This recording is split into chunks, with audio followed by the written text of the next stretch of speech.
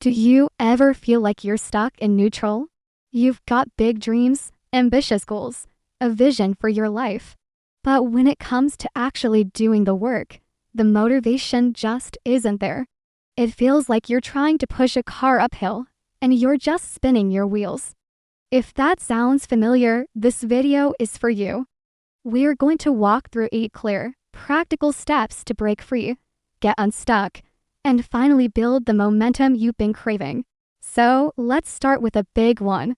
Step 1, you're not stuck, you're just unclear. So many people beat themselves up, thinking they're lazy or undisciplined.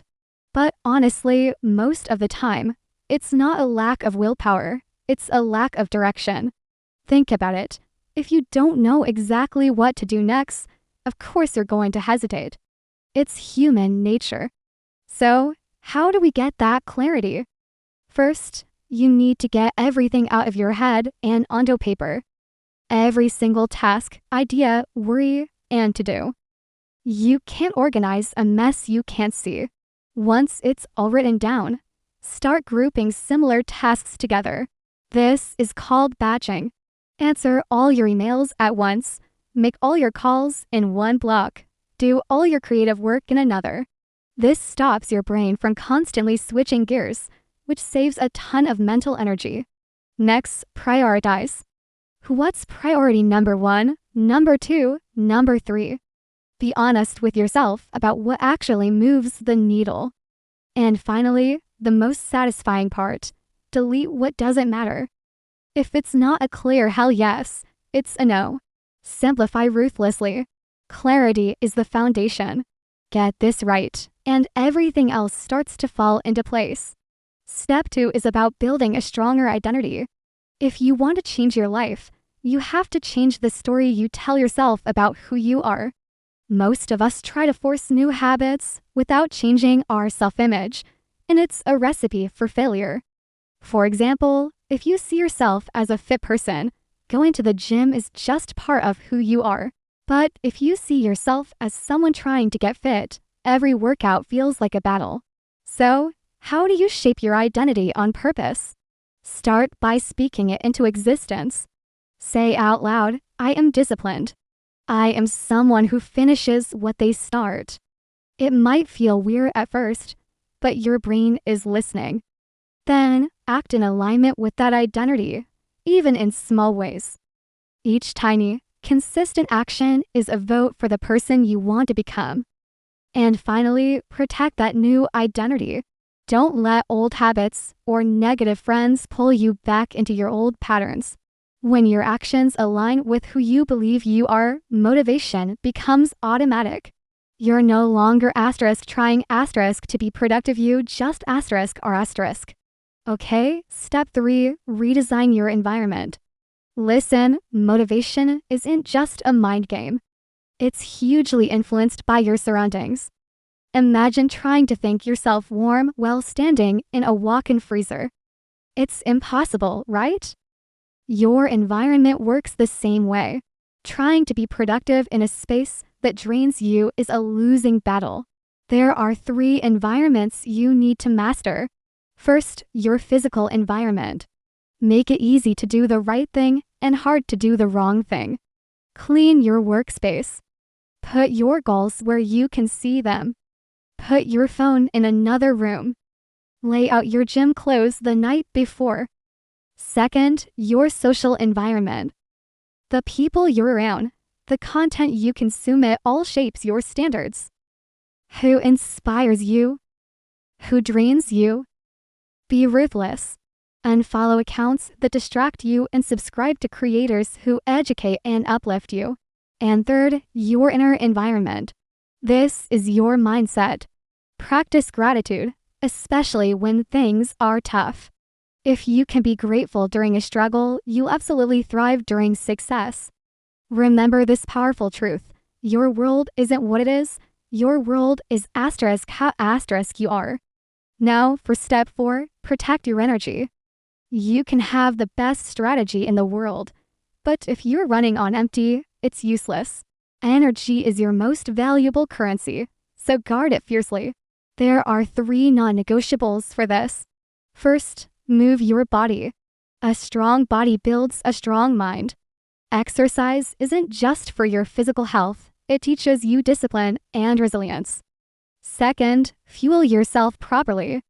You can't think clearly on a diet of junk food. Eat for energy, not just for taste.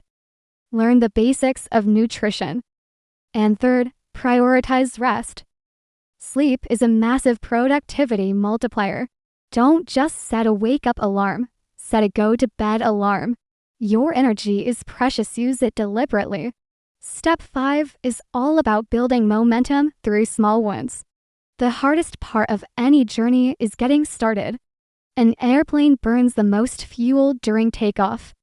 Once it's in the air, it's smooth sailing. You need to create that same kind of initial thrust. How?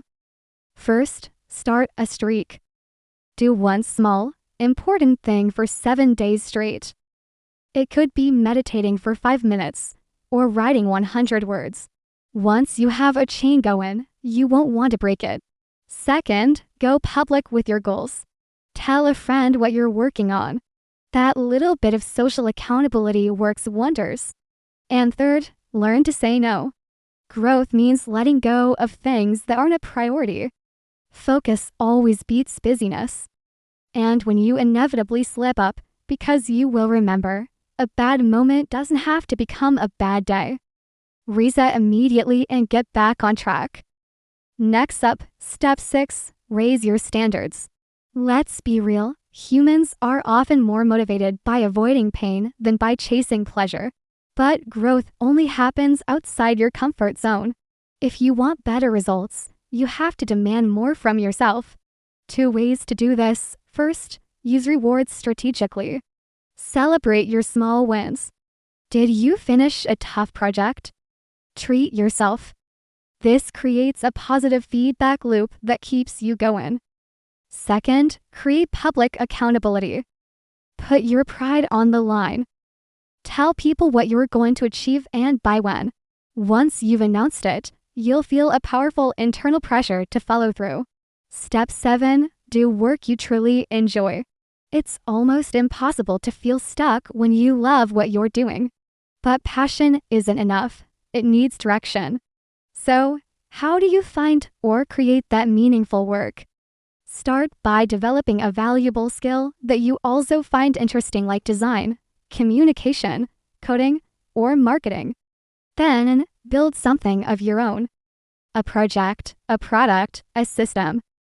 Having ownership gives you a deep sense of purpose. A great way to deepen your own knowledge is to learn with the intention of teaching others. And finally, grow an audience. Share your journey, your lessons, your struggles, your wins. In today's world, attention is currency. When you share your story, you attract people who resonate with you. And that's how real impact begins. And that brings us to our final and most important point. Step 8, take action, even when it's imperfect. So many people stay stuck waiting for the perfect time or the perfect plan. But perfection is just a fancy word for procrastination. Don't wait for clarity, act your way into it. When you're feeling unsure, just ask yourself, what is the very next step I can take right now? Maybe it's sending one email. Maybe it's brainstorming for 15 minutes. Or maybe it's reaching out to 5 people who have already achieved what you want to do. Ask them questions, take notes, and then move. Action creates feedback, and feedback creates clarity. Remember the version of you that you needed most during your hardest times. That's the person you are becoming right now. Feeling stuck doesn't mean you're lazy or broken.